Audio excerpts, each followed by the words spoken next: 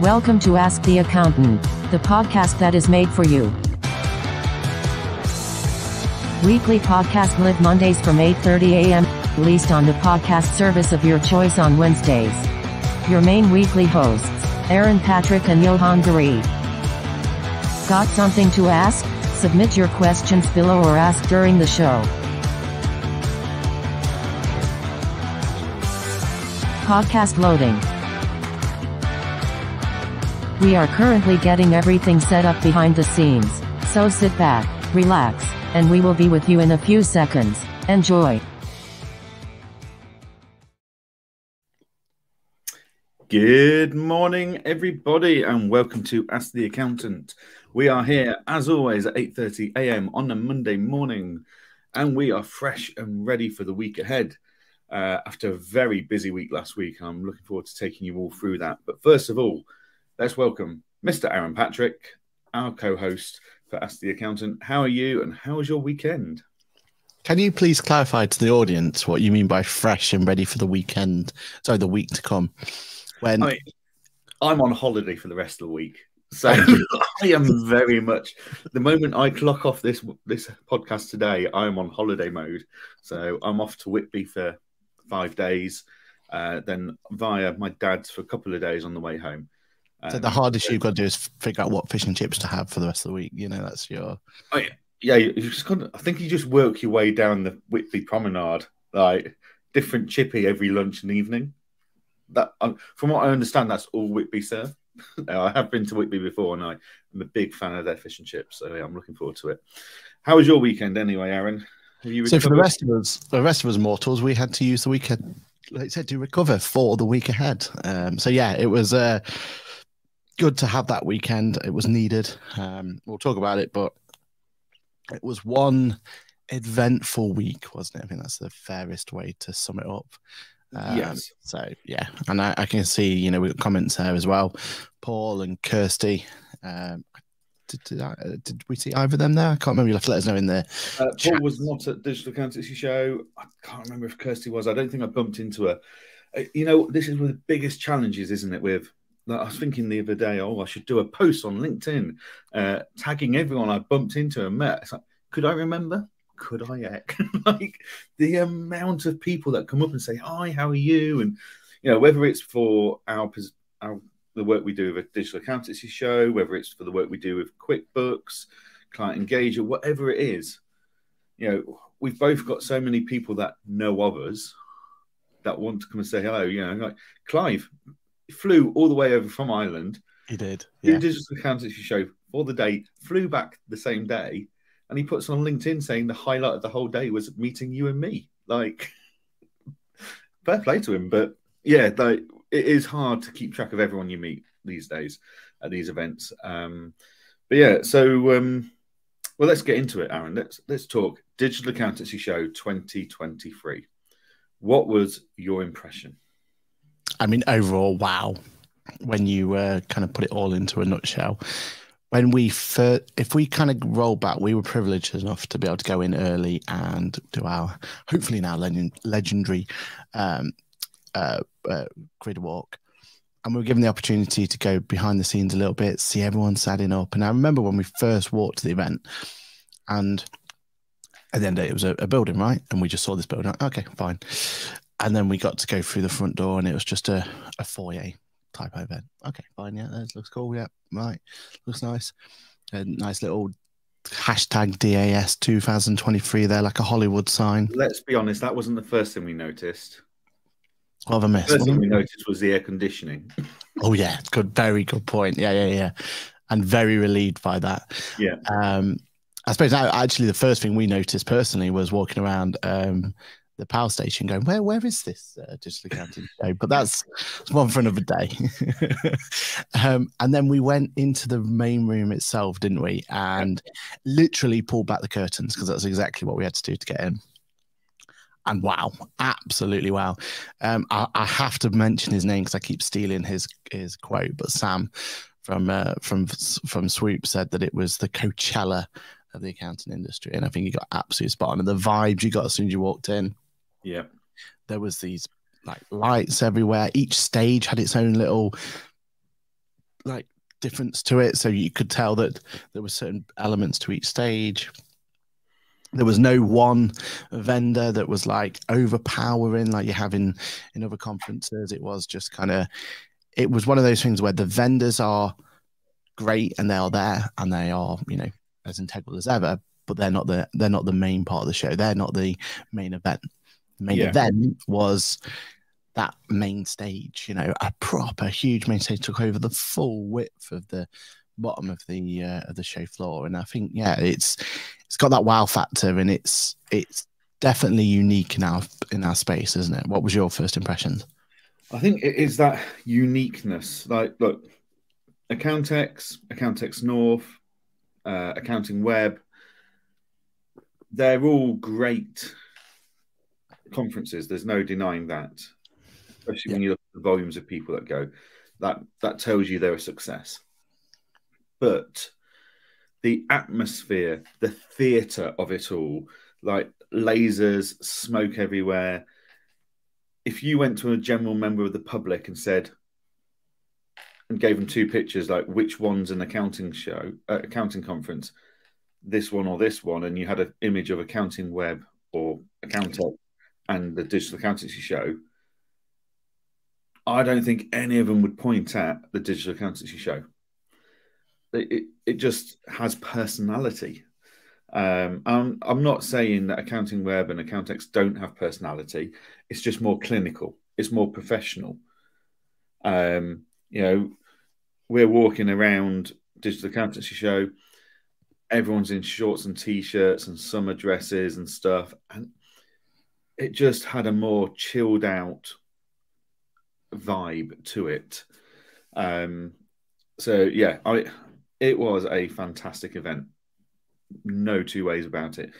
Yes, we've got things that we would say, oh, if we were to do it, we would do it slightly differently. Like location, it was a bit of a walk from Battersby Power Station, Tube Station, you know, especially for us who had, you know, camera and microphone gear and stuff. I mean, Aaron broke yet another suitcase in his expedition there and back again. You know, that morning trying to get there, we were sweating. Like it was not a good start for us.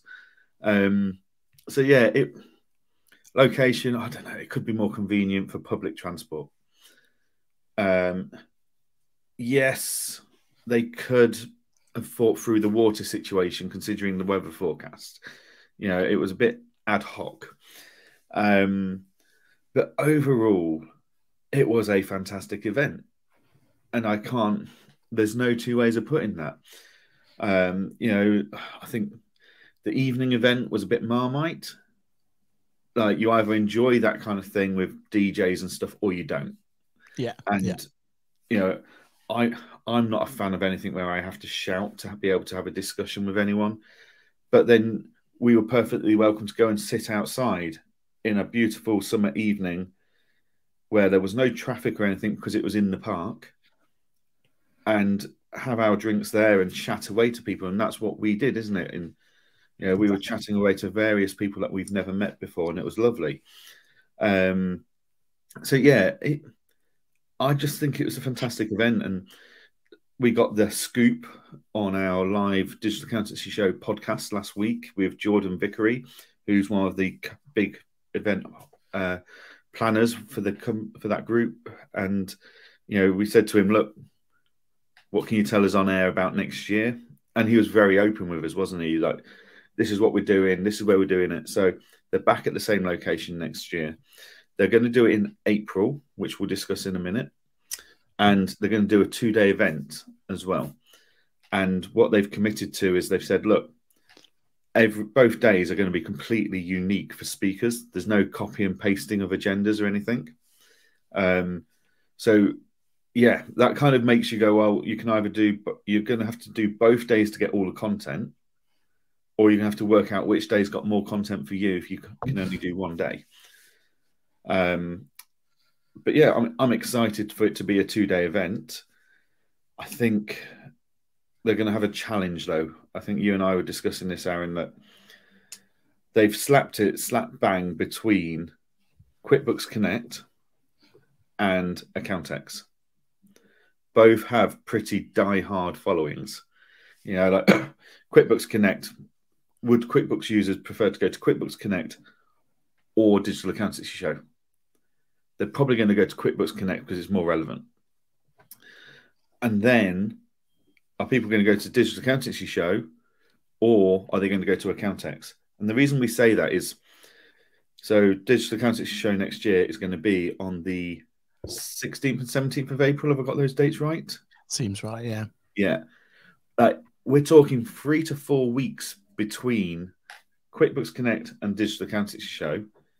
3 to 4 weeks between Digital Accountancy Show and Accountex. So that's 5 days of conferencing for someone like yourself and myself, Aaron. For me, I need to put travel time on both sides. So I've got 2 days for QuickBooks Connect there. I've got 2 days either side for that. And I've got 2 days there. So I'm looking at 11 working days out of the office in 3 months if I want to attend all 3 events and make the most of all 3 events. That's a huge commitment. Like, it's been quite nice, hasn't it? We had QuickBooks Connect to kick off our conference season.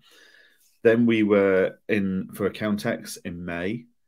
And then we were in London again for Digital Accountancy Show in June. Yeah. We know we've got Manchester for Accountex North in September. And then, is it November or October, Accounting Web? Yeah, normally November, isn't it? Yeah. Like, it's more spread out. It works better for people's diaries when they're working if they want to attend them all. That makes a very busy 3 months for everyone. And then after May, nothing can sell Accounting Web Accountex in September. I just feel like it could be better spread out. Yeah.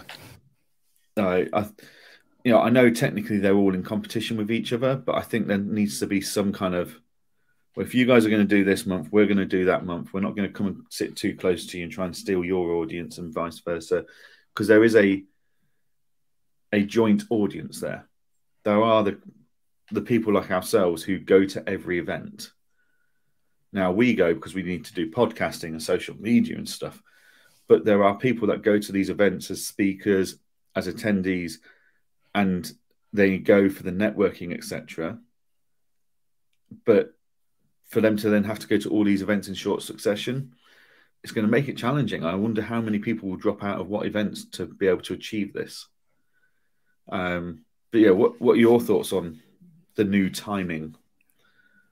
Yeah, I think first of all, I mean, it almost feels like we've gone negative on them already, which we haven't. Like, it was an amazing event, right? It was wonderful. Like, it's because it's so amazing, yeah, that we want to go to the 2-day event and we want to experience and love it. It's just that overwhelming, so many events in such a short period of time, but we know every event's so good, you're going to get FOMO if you don't go. Exactly right. Exactly. And actually, you know, if you take it in its entirety, you can talk about what we've just experienced and all the positives we had from it. It makes sense for a 2-day event. If you just look at it from there, right, you just go, well, let's just do what we did, but then do it the next day again. Like, well, I'm not sure we could, liver-wise would be happy about that, but everything else about us and feet and everything else would be happy. But the idea of just going, right, let's do what that was, but do it over 2 days. Wow. Like, yeah, sign me up. I'm up for that. And, you know, if you just blinkers and that's all you were concentrating on, but you are right. And I feel like, and some of them are teething problems, right? Like, if we go through some of the things that people were complaining about it, there was that complaint about the evening and the bar being too long and having all that queue going up from there.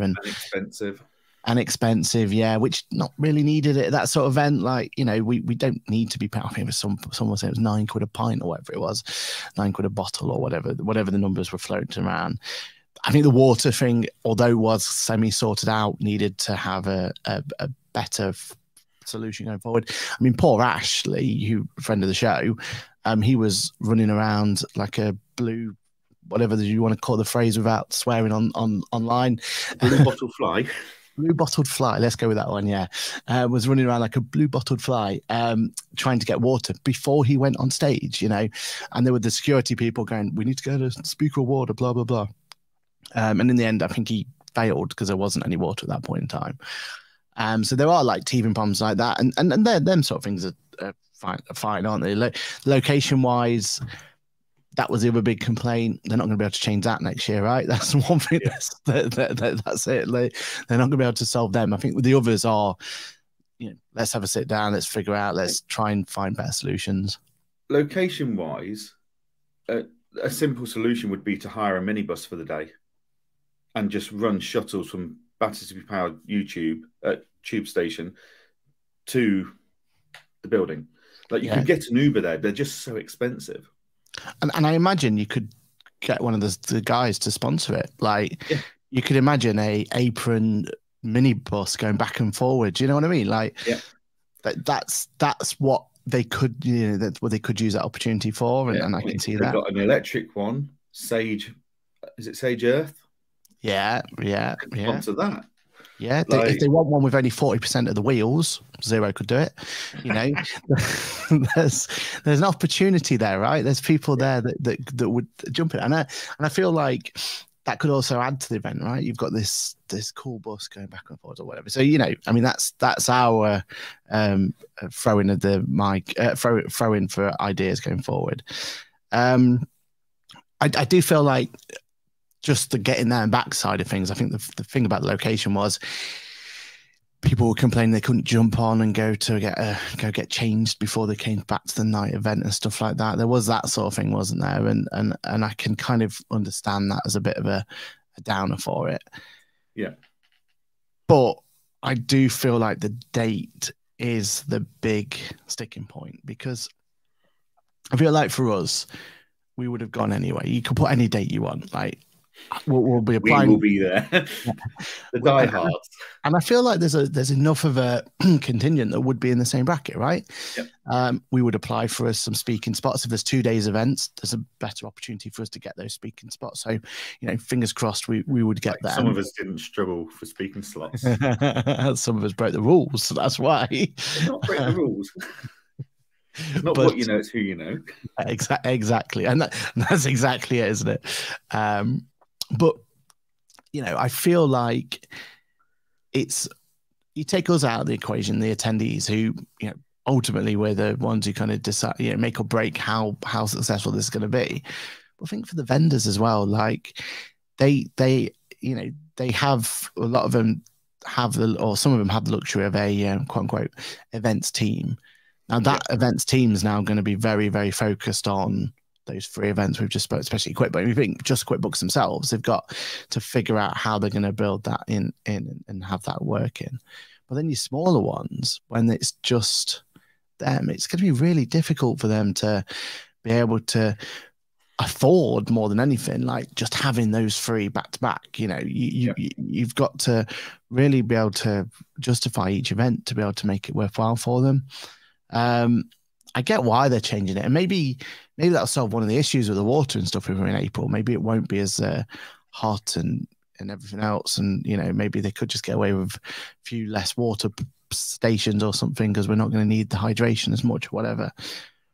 But I do feel like Accountex is that one that historically all of those vendors work towards, and that's where they're gonna spend their budget on, the big ones especially.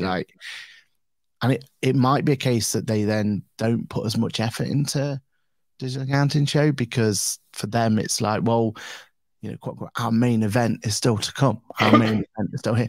What's nice at the moment is they kind of get that main event out of the way, and then they can go and concentrate on Digital Accounting Show. And it's almost like then it's like their next big thing. Now it's almost, in the worst possible way, it could be seen as an inconvenience for some of those vendors, as opposed to, oh, well, we've got our big one out of the way. Now we can just enjoy Digital Accounting Show. Now it's, oh, we've got to get Digital Accounting Show out of the way, because then we want to go and concentrate on the main event. And that's what we need to make sure doesn't happen, because if that happens, the whole vibe is going to be completely different, isn't it?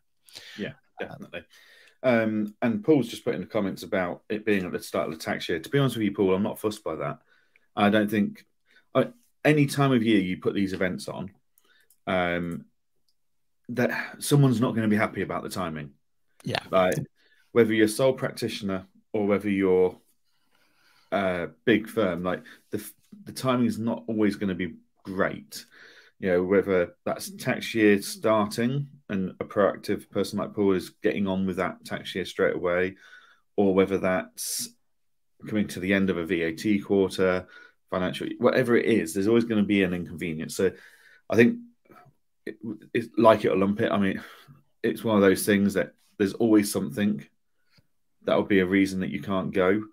And they can't please everyone on with that. So it is what it is, I'm afraid, on that one. You know, like, don't get me wrong, sticking a show on a VAT deadline day, whilst, yes, we should all be proactive and have all our VATs done by then, it's still not ideal.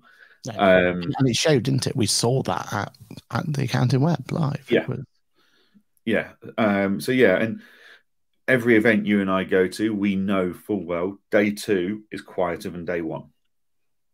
You know, it's very rare we go to an event and find day 2 is busier or as busy, for that matter, as day 1. So that's a new challenge for them to overcome is, right, how do we keep people that interested for day 2? Or, you know, and how do we keep it worthwhile for our vendors to turn up on day 2 and be aware that it's a 2-day event, because it's a bigger commitment. Like, you know, the stands don't double in price. You get day 2 for basically half price, which is fantastic. But the vendors have still got to put everyone up in hotels. They've still got to do all their transport, etc.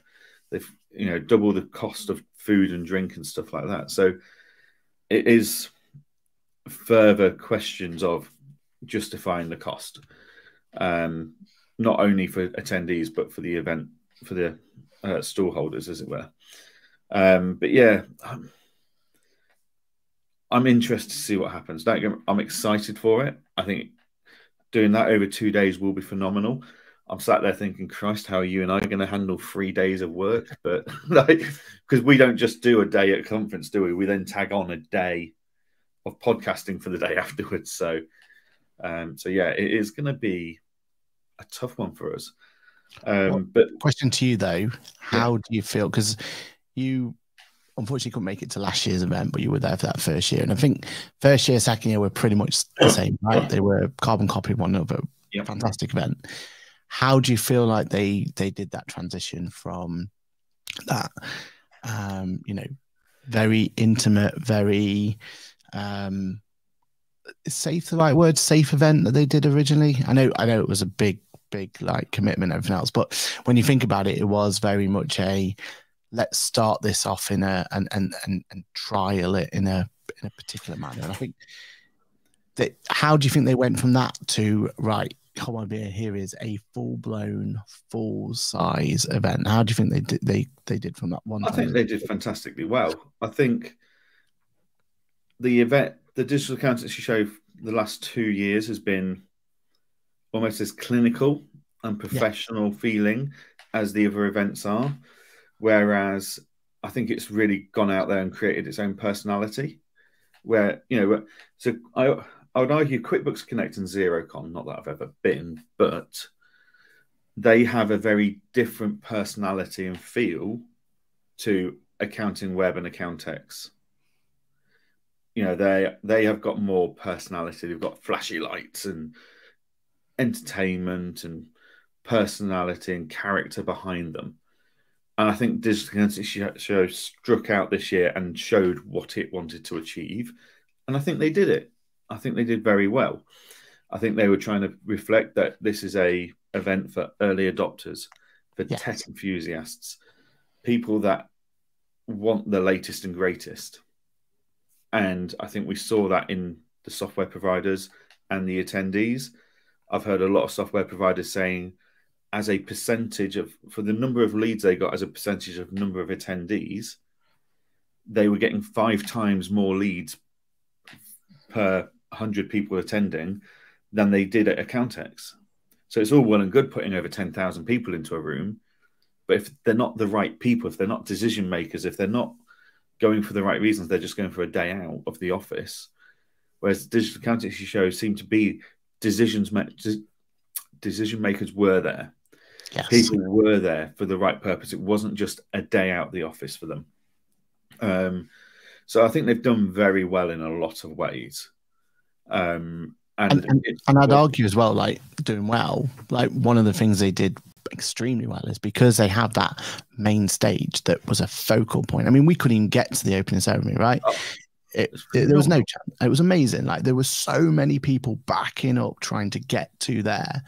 And that I think set the tone that this event is about listening to some great speakers talking and having that. And I feel like some events we have, we don't get that necessarily because they are very much, well, yeah, there's some good speakers there, but then there's this flashy, amazing stand over here and all these things happening and your attention's drawn, right? Whereas here, everyone was like, yeah, I'll definitely come see you, but first of all, I've got to see X, Y, Z and go to those. Then I'll come back to you. And yeah, speakers were priority. Exactly. Well, no, let's be honest. The priority was lining up for the cafe, followed by the bar, which, to be fair, that is the priority at every event. Definitely. But speakers and having the main stage be so prominent, I think is a real plus point. And you can definitely see the vision there. They drew you in, right? You could see that it was thought out meticulously, that you want them to go into this foyer and be like, wow, go through the main room and be even wow, go to the main stage and be like absolutely blown away. And I think that to me is kudos where kudos is due, because that gives them a their own identity, right? And gives them and definitely made it very unique in that respect.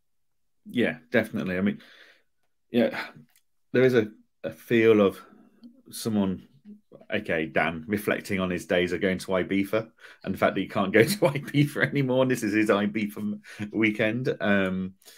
If Ibiza and flashy lights and DJs isn't your thing, then the after party is not going to be your thing. But as I said, there's plenty of places to go and socialize and network elsewhere. It certainly has its own brand and identity, and for the fact that they've achieved that in such a short period of time is phenomenal. And like I said to Jordan, like I went to that first digital accountancy show in 2021, and it was the first conference after COVID lockdowns. And you kind of went and everyone's a bit nervous, and it's like, are people going to turn up? Are they not?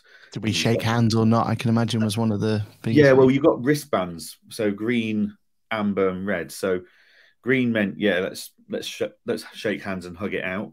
Amber meant fist bumps, and red means you just stay back, which I really like that.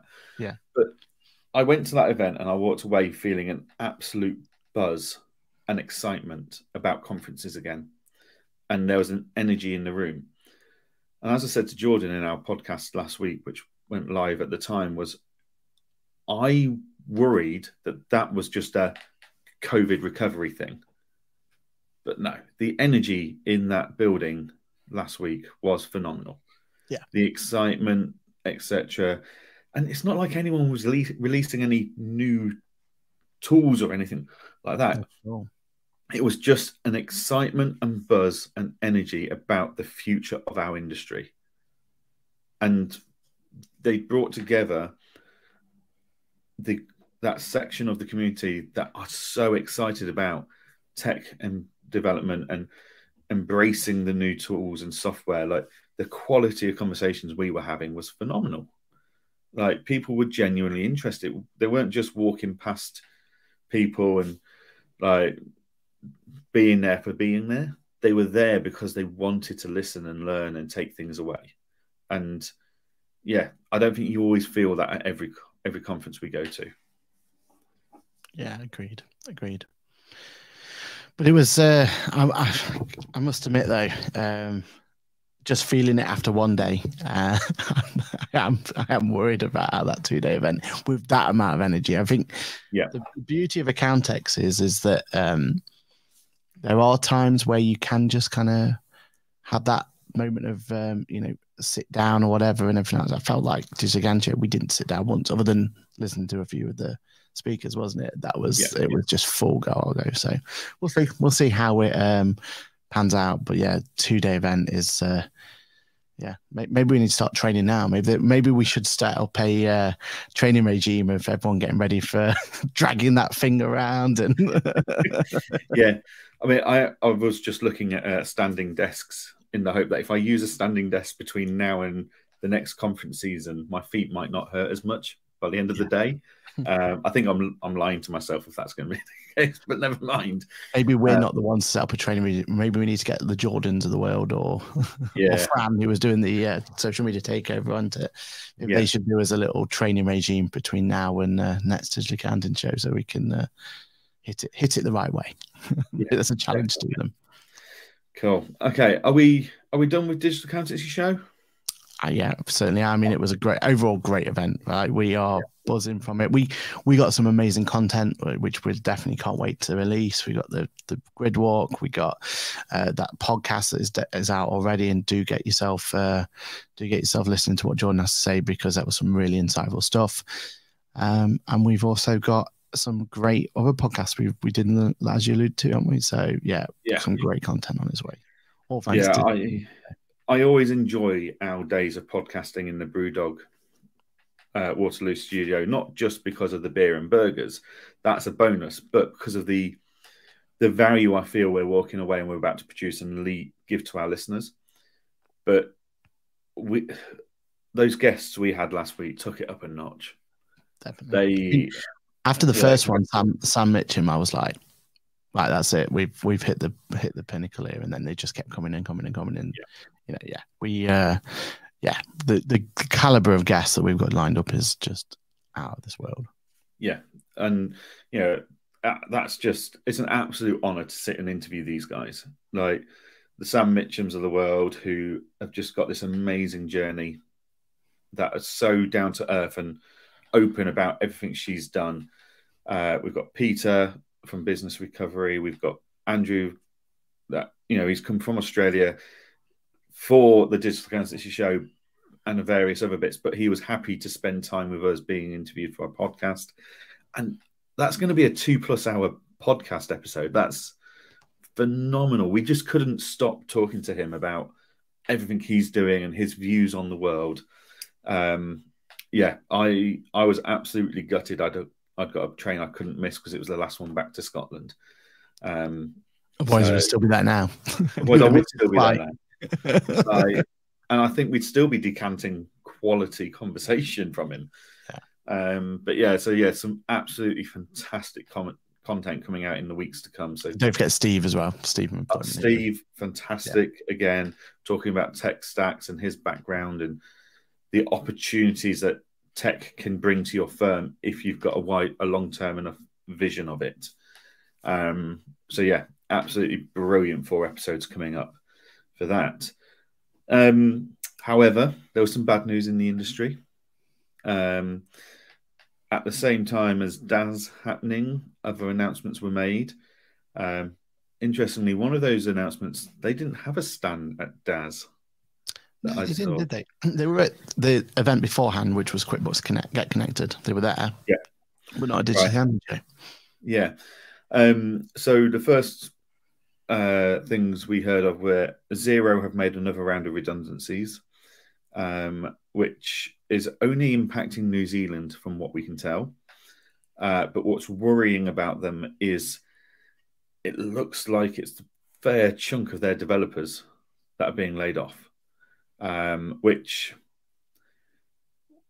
is worrying, that we know how many developers it takes to facilitate development of a general ledger software. Like if you look at the likes of Sage and QuickBooks, etc., they've got hundreds of developers. Accountancy manager always saying that they've got 25+ developers working on it, and Xero are going to be laying off developers. That worries me about stagnation of Xero and whether they can keep up with the competition. What are your thoughts on the announcement that we saw last week? I mean, this is the worst possible news when we think about what we, what we came in the industry for, what we're kind of known for. It was, we love all the new innovations. We love the fact that, I mean, you're not going to get two people who are going to shout more about if QuickBooks decided to put a new button on anything, right? You know, if they gave us the opportunity to imagine we got the opportunity to choose who our payment person's going to be when we put a Pay Now button out there, you know, off to the rafters, right? Yeah. Like any update they bring in, that's what we want to shout about and talk about. And when we think about it over the last couple of years, we've been in a great position where it just feels like one after another, and each one's pushing each other to do the next big thing and the next change. And I feel like if we lose that, and if it looks like it's going to be a case where Xero are going to kind of slow down their development and they're just going to hammer, you know, make sure that what they got is nice and stable, that's bad for the whole industry, because we need each of them to really push it. If we're completely honest, Sage's strength is going out there and acquiring new solutions and integrating them and creating this amazing ecosystem. Yeah. When was the last time they came along and just built something that was like, oh wow, I didn't think of that before? Yeah, I mean, in Sage's defense, I think that's more because we aren't in tune with their developments. And well, in fairness to them, they have had to get to feature parity. They are on the back. They were on the back foot. Yeah. And all their time has been just making sure that their features are the same as Xero, the same as QuickBooks, right? Yeah. But we don't hear of anything else. It was always Xero and QuickBooks were the two that kept making the industry go forward, bringing this out, bringing that out, you know. And I feel like we joke about it, the fact that there's, you know, the updates that have come from Xero lately have been lackluster, to say the least. I know the diehard Xero fans are exactly the same. We had Ryan on, didn't we? We Have Cool Friends, and you know, of all the announcements that were made at QuickBooks Connect, he was basically saying there that, yeah, that'd be lovely if that was over at Xero, or yeah, that I could see how that's a benefit, and Xero's going a different way, you know. And I feel like they need to continue pushing into that innovation stage for the whole of the industry. And I feel like that's, if this is right and it is the development staff that are the ones that have gone or are being laid off, then unfortunately it's not looking good for the future development, which is a massive shame to everyone, I think. Yeah, definitely. And the second layoff, we've not read huge amounts about this one yet, but apparently Go Cardless are laying off 15% of their workforce. I think rather than delving down into detail, I think this just shows that the tech industry was bloated with employees in the last 5 years, and you know, loads of salespeople earning commissions that didn't really, reflect the value of what was being sold, shall we say? You know, like if someone sells a QuickBooks license, for example, that's worth £10 a month, it's going to take 3 or 4 years before their commission's paid off. Never mind anything's made off that off that license. Yeah. So Go Cardless is reducing their staff team by 15%. Now that'll be globally, so it won't all be in the UK. But yeah, again, I think it's just a sign that people are tightening their belts. I also feel like with Go Cardless, it's it just, as we, you know, hopefully they all get back on their feet soon, and hopefully, you know, they find new employment. But I do feel like for someone like them that it's less of a shock, because I feel like ebbs and flows with them with a solution like that. They've gone through their unicorn stage, they've gone through that growth stage. They are now an established brand who are now just going to ebb and flow their way through it. I also don't feel like they've got much. Hopefully, I'm wrong here, but I can't imagine there's much more innovation to come out of that space. Like they're what they set out to do, which was make, you know, direct debits a solution that any provider could use, has done, and they do it brilliantly. They are absolutely world class in what they do. The fact that we don't need to have all of the bureaucracy to get direct debits in, and we can have a solution that works for a scalable business, is absolutely amazing. And I know they went into a bit of multi-currency and they've gone to a bit of direct payments.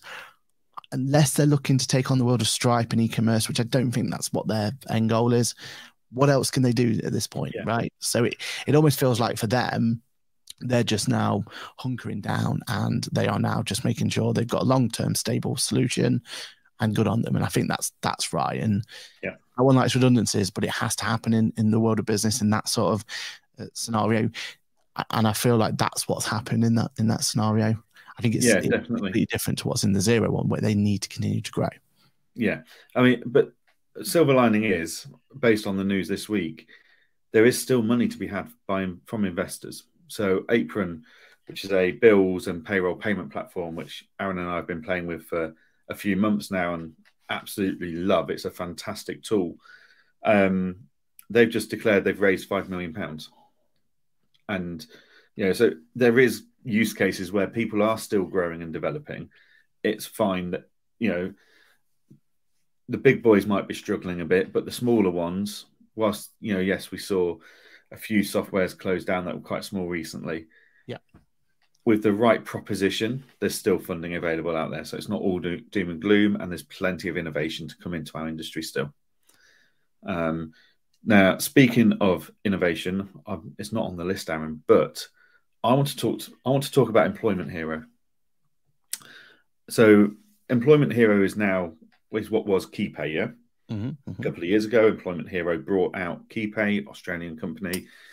They've now rebranded. And KeyPay has always been a fantastic payroll product for us. We've always enjoyed it in my firm. Yep. And it's led to a lot of growth in payroll and profitability because of the way we could automate so much of our payroll and stuff like that. I went to play with their HR tool last night. Oh, okay. Now I'm interested. Yeah. All of a sudden, I feel like a professional company. All of a sudden, I've got this HR portal where my team have been invited in. They've got their job titles, they've got their salary information, and we've got all the company benefits listed in there so they can take part of those. We've got all of our policies and our contracts are being put into there and stuff. All of a sudden, I feel like I've just upgraded our HR to a professional big business style thing. Like, I'm genuinely excited about something that's never excited me in my life. Like, we've got an onboarding process. So I went to Employment Hero, created my account.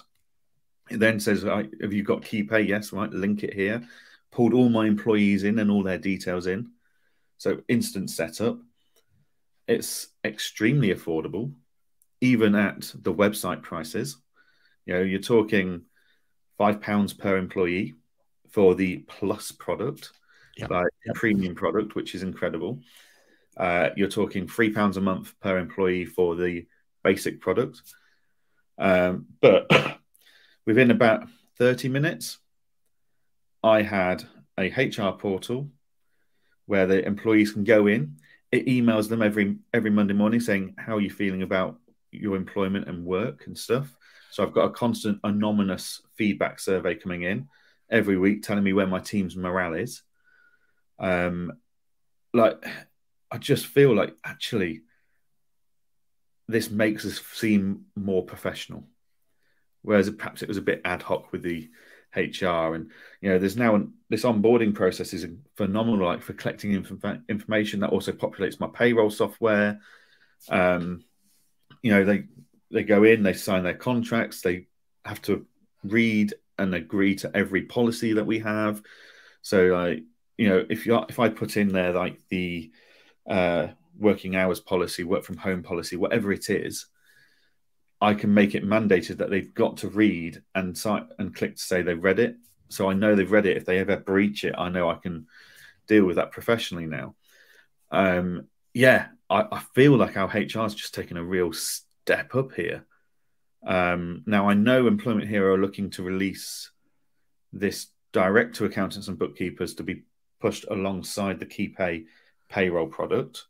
But that's some added levels of complication there. But I'm impressed, like really impressed. And I know they've had it working in Australia for years, and they're still bringing it into the UK and adding more policy templates and stuff.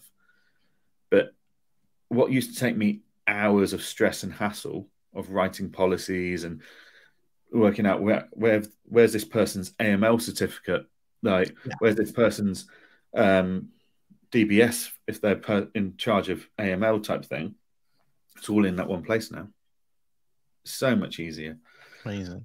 And I think, like, when I think about you were just saying there about just having one little portal where they do it, the amount of investment and time and just, like you said, hassle of having to, because we were relying on Google Sheets and forms where I get them sent out once every blue moon to say, look, have you read this, this, and this? Tick the ones that you've read and tick the ones that you've, you agree with, etc. And, that's such a clunky solution that we have to do. Like, we can't get away with it. We have to be putting these in.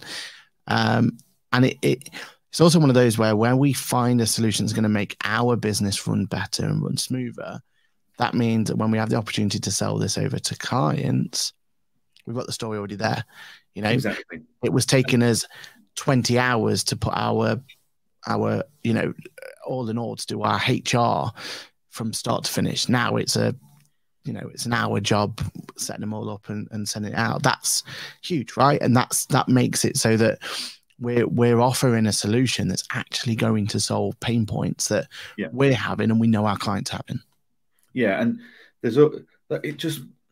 I keep going back to this professional thing. Like, so it's the simplest of things, though. But like, so I've populated it with what our company's core values are. Yeah, and now anyone can log into their HR portal and they can put someone forward for, like, basically recognition for displaying a core value. So, like, I might go, oh, you know what, Jade's just done this amazing thing with a client that really demonstrated this core value. I'm going to recommend her to be recognized for this across the team. Her manager then gets that notification to say this person's been recognized for this, blah, blah, blah. And then it goes to the whole team saying this person, star of the week, or whatever you want to call it, for recognition. And it's just simple things like that. It's like, actually, we don't have a way of doing that easily at the moment other than through Teams. Yes. I think it gets a bit lost in amongst all the other team stuff. So the fact that I've got an employee survey going out, checking my team's their morale, their emotional well-being in an anonymous way. So I won't know who said good or bad, but I will know someone's not great and I can have a bit more of an in-depth chat with everyone. Yep. It automatically reminds me and schedules one-to-ones with every team member based on frequency I want to do.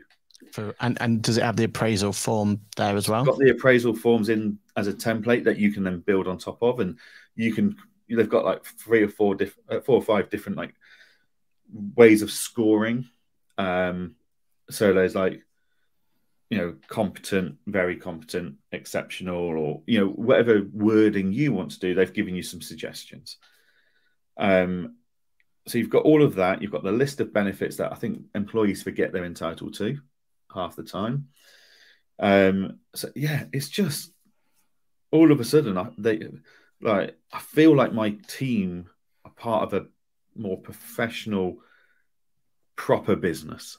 Yeah, not a business that I'm running, and things like HR are always the ad hoc bits that you forget to do, and perhaps you don't do reviews as often as you perhaps should do, and you don't feed back and develop your team as much as perhaps you should be doing it.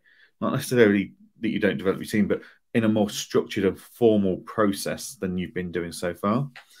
So yeah, and you can also put all your independent contractors on there. So if you've got a team of bookkeepers and payroll people that aren't employees, but they work with your clients and they work for you, and you want to put them through the same kind of one-to-one basis, whatever it is, you can do that.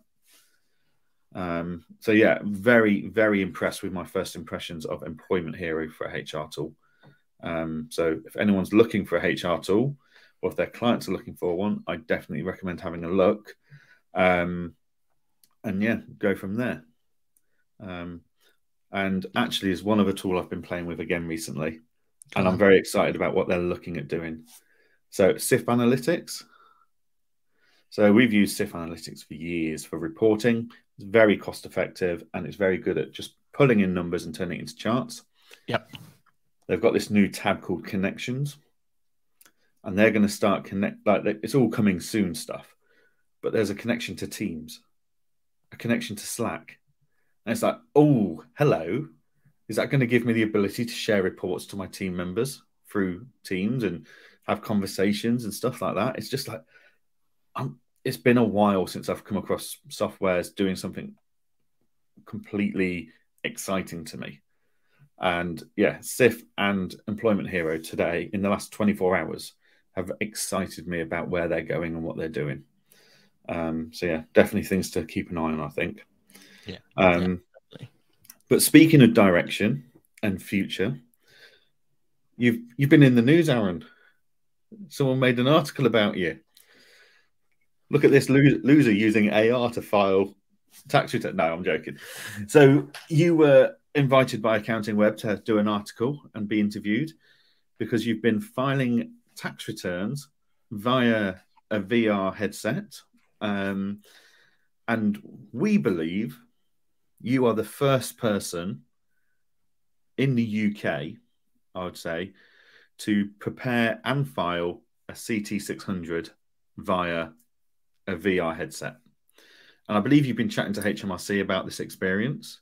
What was there? How did they respond to this bit of modern technology being used? Well, the most telling part was the fact that when I said, oh, yeah, because the whole conversation came about where I was at QuickBooks Get Connected. HMRC was on stage, and I put my hand up to say that asking questions, in reality, I was planted. I was planted to put a question in. And there was a bit of miscommunication as Tom, who was comparing the actual talk, actually said the question I was supposed to say. So I was kind of like, uh-oh, okay, now what am I going to do? But anyway, I asked them a question. And during that question, I mentioned the fact that I was one of the first people to file, or I was on their beta product for filing MTD ITSA. So that was it. Suddenly HMRC was all like, right, we need to speak to this guy. So as soon as the event finished, came over to me, started talking to me, blah, blah, blah.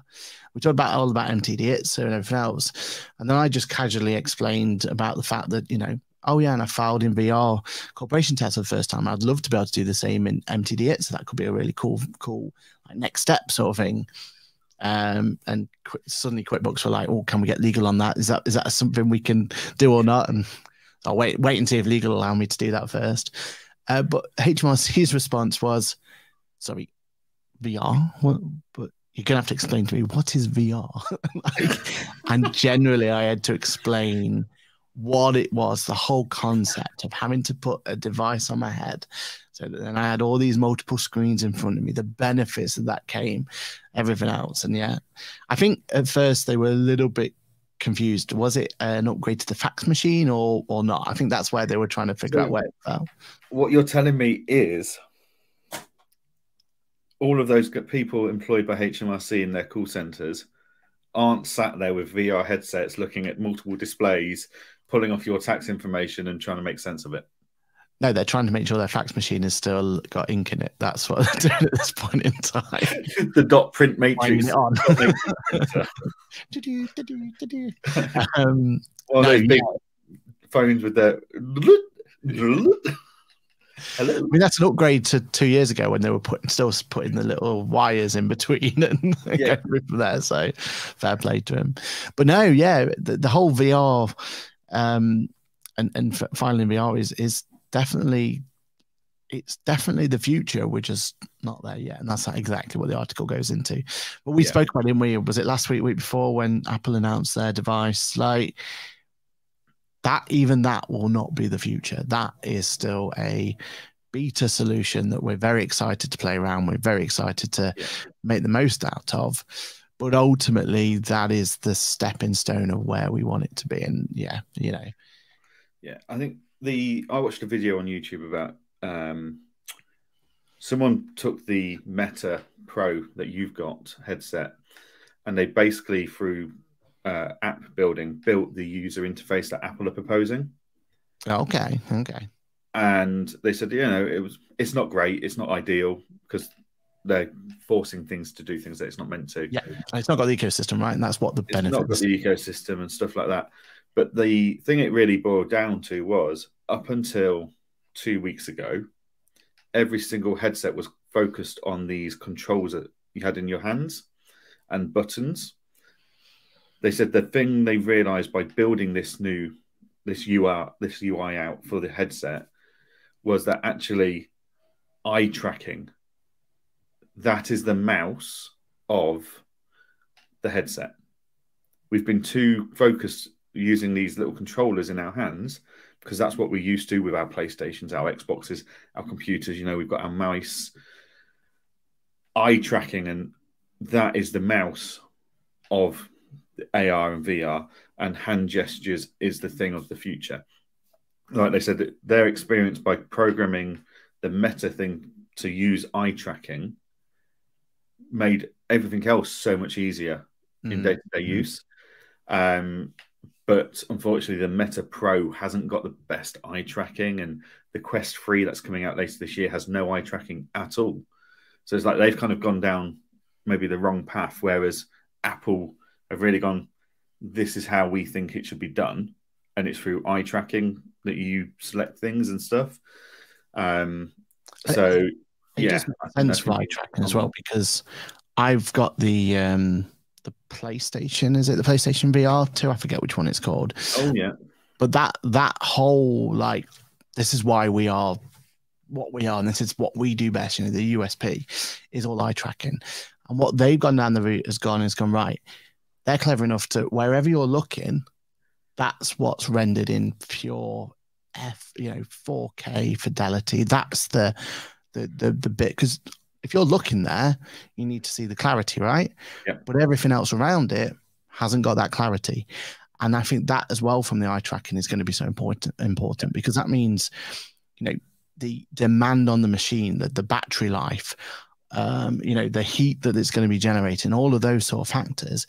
If it only needs to actually render where you're looking in the full 4K sharpness and clarity, then that also not only to point and everything else and to use it as an input device, but also as a way of being able to make it more user friendly, I think is a winner, right? And I feel like you're right. I feel like eye tracking has got to be it's going to be the 4K, right? It's going to be the next buzzword is, does your VR unit have eye tracking? And if it doesn't, it's going to fall behind.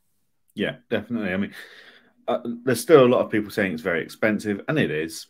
And you know, if you're not an early adopter such as ourselves, and you want to wait it out, you've probably got 5 to 10 years before we get to the point where we are like we're now at a point with iPads where actually, if you've got the 2018 iPad Pro, unless you're doing video editing or building music or photo editing to a high end, the 2018 iPad Pro is more than sufficient, and you don't need any of the most recent updates. Yeah. But then, you know, when did the iPad come out? 2010? Something like that. So it took them 8 years to get to that point where actually future upgrades are only for the minority of the market. Yeah. So if we take that same concept, we're probably about 8 years away from future headset upgrades being for a minority of early adopters. But so where are we now? 2023. So 2031, the headset that comes out in 2031 will probably be the one that's right for the majority of the market. And that's yeah, everything up till then, for people like Karen and myself, it's going to be a very expensive 8 years. Yeah, and a very expensive toy. Yeah.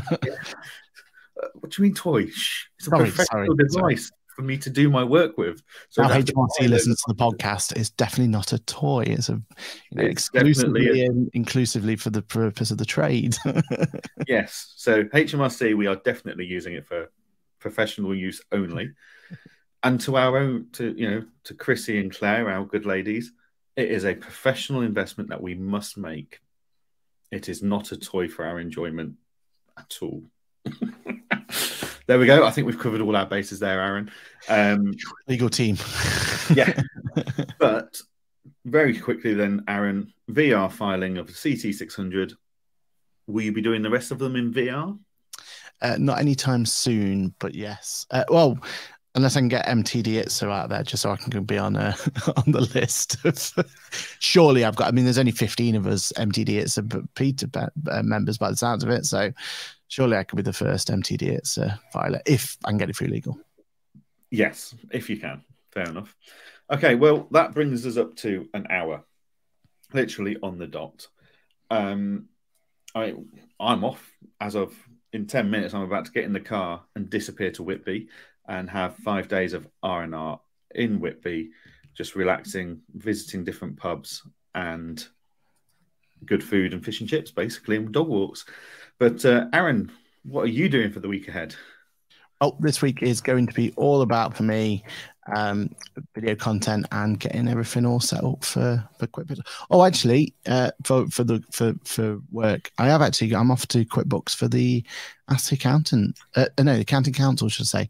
The Accounting Council. Yeah, I'm a bit glad to be missing that. But my wife's made it very clear that I have a choice between marriage and a one-day event at a QuickBooks head office.